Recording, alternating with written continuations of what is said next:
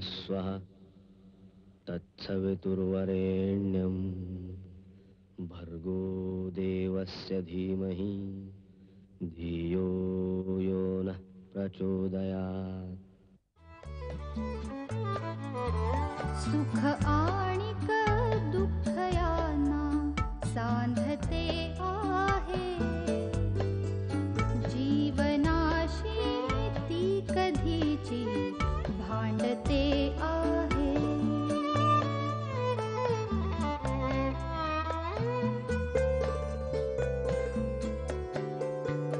दोन डोळ्यांनी मुक्याने बोलताना ती वेगळे काहीतरी बघ सांगते आहे.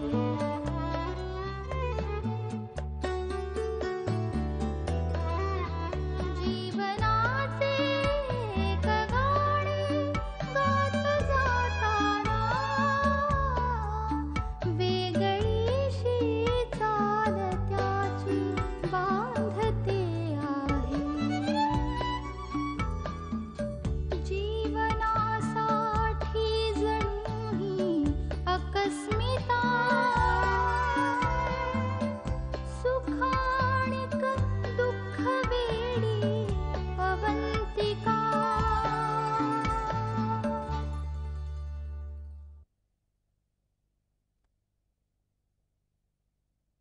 थँक्यू. अरे पार्टी देऊ ना बाबा. हा नाही नाही, आजची पार्टी आमच्या सासूबाईंकडनं होती मला. हो हो हो, चल नंतर करतो फोन. Okay bye. वा आई, आजचा दिवस मी कधीच विसरू शकणार नाही. खरंच? हो, इतकी छान माझी वाढदिवसाची पार्टी आजपर्यंत कधीच झाली नव्हती. हॅपी. या ऑफकोर्स. अहो किती खर्च केलात तुम्ही, त्यात एवढं एक्सपेन्सिव्ह गिफ्ट दिलात. तुला आवडली की नाही? हो नक्कीच. आणि अगदी लेटेस्ट हँडसेट आहे हा. अरे तू आता एवढ्या मोठ्या मोठ्या लोकांच्यात वावरणार, सेल जवळ असणं हा प्रेस्टिज इश्यू आहे Salil. Yeah I know, but I don't know how to thank you. Thanks कसले देतोस त्याच्यामध्ये? एवढा पैसा आहे, बँकेत ठेवून नुसता पडून राहण्यापेक्षा तुझ्या उपयोगाला येतोय हे काय कमी. आणि हे बघ, हे सगळं मी का करते माहितीये तुला? का? Salil, you deserve all this things. खरंच तू खूप हुशार आहेस.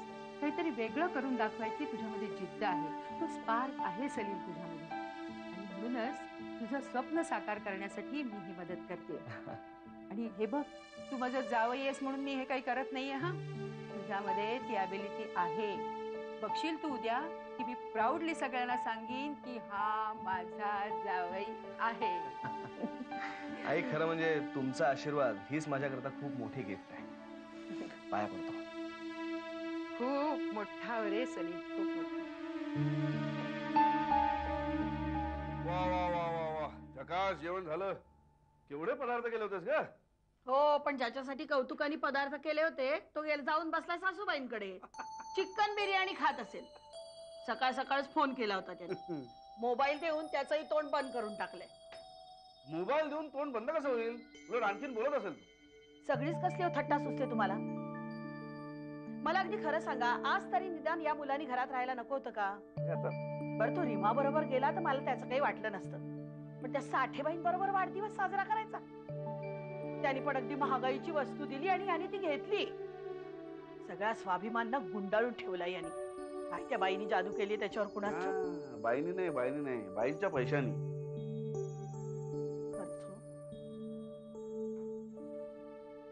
एवढा मुद्दाम त्याच्यासाठी शर्ट घेऊन आले, बघितलं सुद्धा नाही त्यांनी. 500 रुपयांचा ना. त्यांनी नाही घातला ना, मी आहे ना घालायला. सगळंच कसं लाईटली घेता तुम्ही? मग काय करू सांग मला. मी तुला किती वेळा सांगितलं, त्यांना त्यांच्या पद्धतीने जगू दे.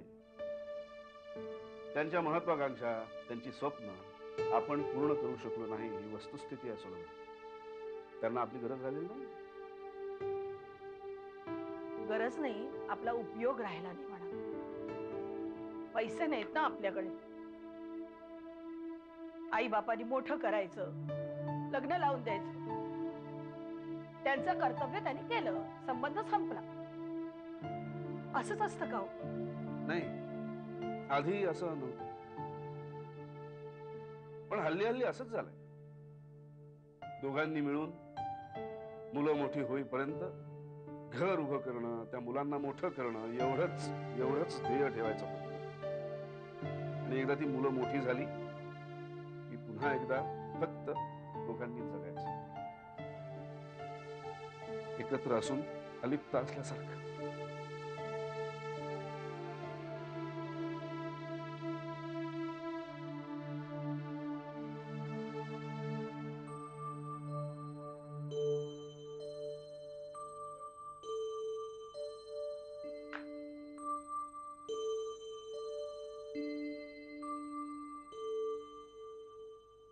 संजीव, काय म्हणाले इन्स्पेक्टर?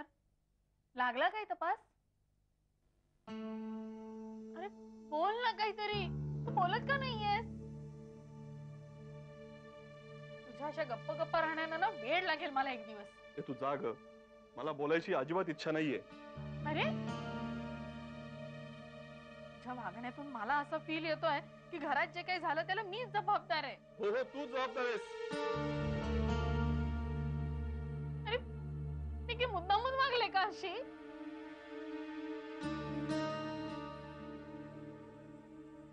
बोल ना आता तरी. तुझ्या माहेरी होती ना, तेच बरं होतं. तू जा परत माहेरी तुझ्या. काय बोलतोस संजय? अनिता,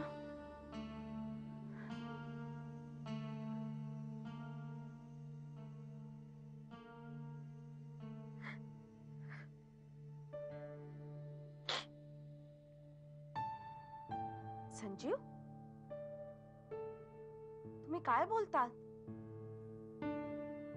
जे काही झालं त्यात हिची काय चूक आहे? त्या दिवशी तुम्ही स्वतःला अपराधी समजून घेत होता ना, मग आता? संजीव, तुमच्यासारख्या समजूतदार माणसाकडून मला ही अपेक्षा नव्हती. अहो, तुम्हाला जसं वाईट वाटतंय तसं हिलाही वाईट वाटतंय. हे बघा, मला असं वाटतं की ही वेळ एकमेकांना समजून घ्यायची आहे, एकमेकांना दोष द्यायचे नाही. झालं गेलं विसरून जा दोघंही आणि नव्यानं आयुष्याला सुरुवात करा.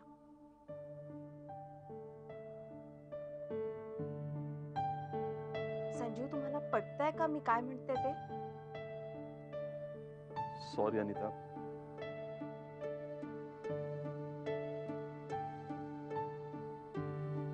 सॉरी सानिका. म्हणजे बाबांच्या मृत्यूमुळे आणि शौनकच्या हरवण्यामुळे मी खूप डिस्टर्ब झालो होतो. I am sorry. चुकलंच माझं.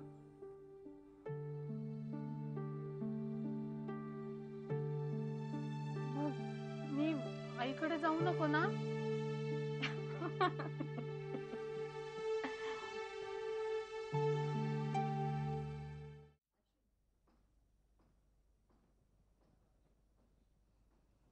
काल तुझा वाढदिवस म्हणून मुद्दाम इडल्या केल्या होत्या तुझ्या आवडीच्या, तर काल तुझा पत्ताच नाही. अगं लक्षात नाही राहिलं. अरे एक दिवस तरी, कालचा दिवस तरी घरात थांबायचं होतंस ना. पण रीमाच्या आईने मला इतका आग्रह केला, तो मला मोडवला नाही. शिवाय त्याने मला एक्सपेन्सिव्ह गिफ्ट दिलं एवढं. हो ना, आम्ही काय 500 रुपयांचा भिक्कारडा शर्ट दिला, तोही बघायला तुला वेळ नाही. Sorry I. अगं पण ते मोबाईलचा मॅन्युअल बघण्यात आम्ही इतके दंग झालो ना की तो शर्ट बघण्याचं लक्षातच राहिलं. ठीक आहे, चल खाऊन घे. नाही, खायला नको मला. जरा घसा धरलाय माझा. घसा धरलाय? कशाने? थोडस ड्रिंक घेतलं काल मी. काय? ही बाई दारू पिते? बाई काय? आणि दारू नाही, ड्रिंक्स. आजकाल हाय सोसायटी मधल्या सगळ्या बायका ड्रिंक घेतात. आणि फक्त हाय सोसायटी नाही तर आपल्या हायर मिडल क्लास मधल्या सुद्धा बऱ्याचशा बायका कधी कधी ड्रिंक घेतात. तुम्ही लोकांनी बाहेरचं जग पाहिलं तर ना, तुम्ही आपल्या घरात. हो ना, आम्ही घरात आहोत त्याच बऱ्या आहोत. नकोच आहे आम्हाला बाहेरचं जग. हॉटेलमध्ये गेला होतात वाटतं? 5 स्टार हॉटेलमध्ये. तुला माहितीये, तिकडे सुद्धा त्यांनी माझ्याकरता केक मागवला होता. पण तिथल्या मॅनेजरनी माझा बर्थडे असा अनाऊन्स केला. मग तिकडच्या सगळ्या लोकांनी टाळ्या वाजवल्या. मग मी केक कापला. तिथल्या बँडवर माझी आवडती धून वाजवली. आई, तुला सांगतो, इतका ग्रँड वाढदिवस आजपर्यंत कधीही साजरा झाला नव्हता. खरंच की धमाल आली नाही. तुम्ही दोघांनी तिथे असायला हवं होतं. बोलावलं असतं तर आम्ही आलो असतो की.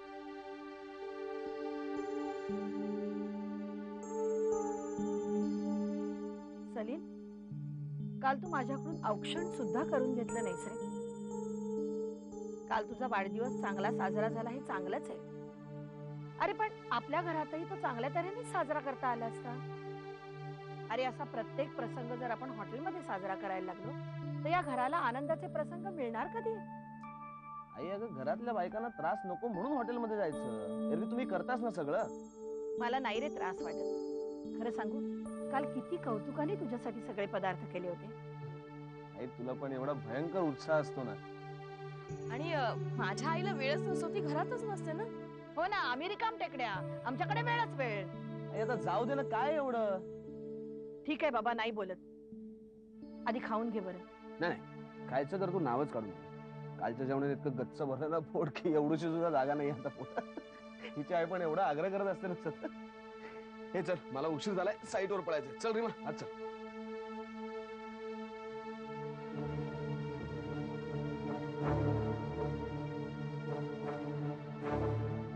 सलीम, सासूच्या पैशाने इतकं पोट भरलंय ना तुझं की आईच्या प्रेमाला सुद्धा आता जागा उरली नाही.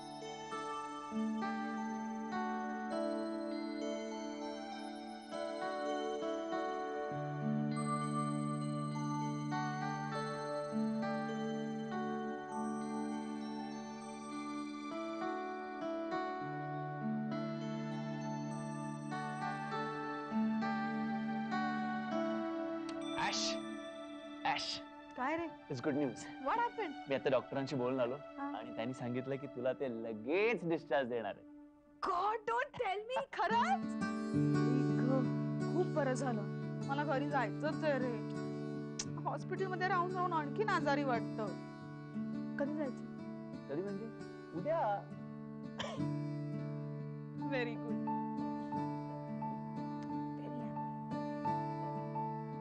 मिलिंद, अवंतीचा फोन आला होता. आशूची तब्येत आता बरी आहे. एकदा जाऊन यायला पाहिजे नाही कोल्हापूरला? पण हे महाराज एवढे छोटे, त्याला कसं घेऊन जाणार? मूल झाल्यावर ते किती अडकल्यासारखं होतं नाही? काय झालं? झोप येते का तुम्हाला? Okay, good night. मला पण उद्या सकाळी लवकर उठायचंय.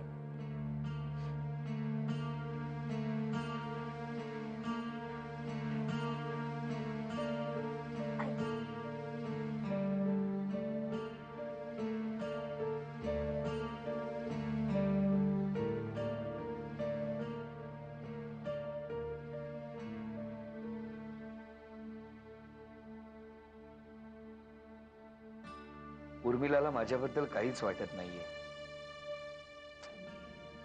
अजूनही तिच्या माझ्यातला दुरावा कमी झालेला नाही. देसाईचं म्हणणं नाही, पुन्हा तो विचारू नको. पण मग तिला माझ्याजवळ यावंसं का वाटत नाही? मिलिंद, मला कळतंय तुमचं कधी गप्प राहणं, कधी चिडचिड करणं, तुमची तगमग. माझं चुकतंय हे कळतंय, तरीही मी पूर्णपणे तुमची का होऊ शकत नाहीये तेच कळत नाही.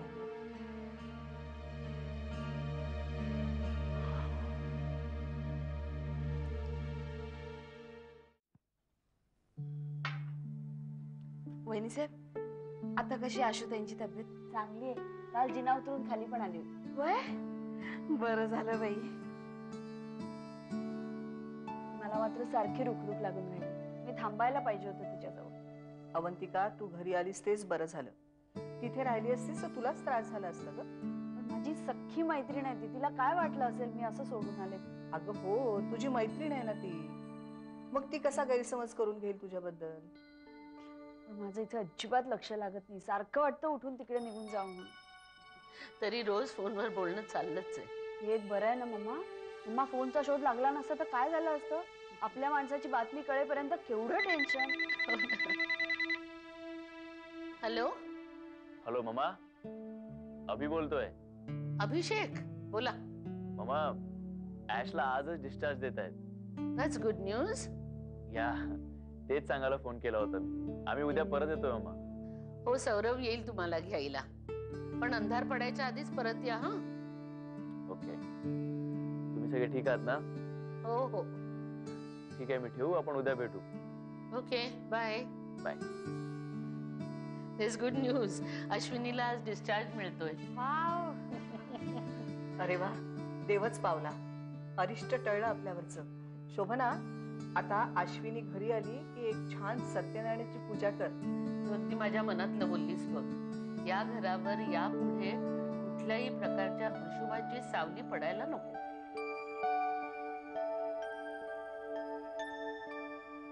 गीता, मी चाललो. हाँ जी. Good morning. Good morning. Good morning. उशीर झाला उठायला? हाँ मम्मी जी. मम्मी जी, चाय मिलेगी? अनिश कहाँ है? अनिशास पहाटे बैंगलोरला गेला. क्या? लेकिन मुझे क्यों नहीं बताया? निधी, तू रात्री पार्टीहून उशिरा आलीस. तो जेव्हा गेला ना तेव्हा तू झोपलेली होतीस, म्हणून न सांगता जावं लागलं त्याला. कधी परत येणार है? 15 दिन लगेंगे. क्या? 15 दिन के बाद? मैं क्या करूंगी? मुझे क्यों नहीं लेके गया वो? और वैसे भी हमारा हनीमून वो स्टूपिड सलील की वजह से स्पॉइल हो गया था. मुझे क्यों नहीं लेके गया? व्हाट इज दिस पापा जी? तू अनिशला कधी समजून घ्यायचा प्रयत्न केलायस? तुम्ही सुद्धा मलाच ब्लेम करताय. I am not blaming you. जाऊ दे ना Ram. Geeta, let me talk to.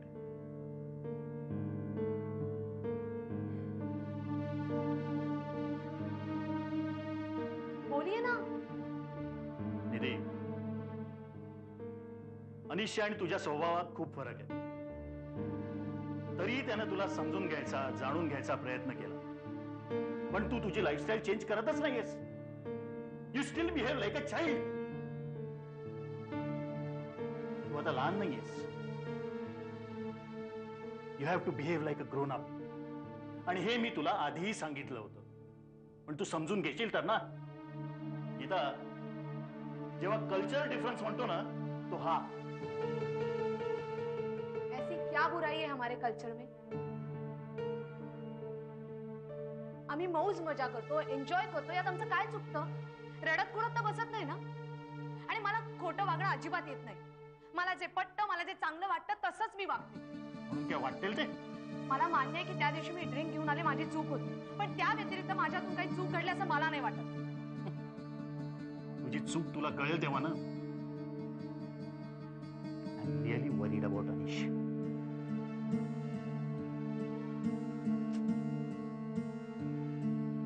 Mummy ji, क्या मैं इतनी बुरी हूं? फरहान को इतना गुस्सा करते हुए मैंने कभी नहीं देखा। लेकिन मम्मी जी इतना गुस्सा क्यों? बेटा, अनिशच्या बरोबर असं झालेलं त्यांना नाहीच आवडत। अभी भी वक्त है। म्हणजे मैं काय करूं?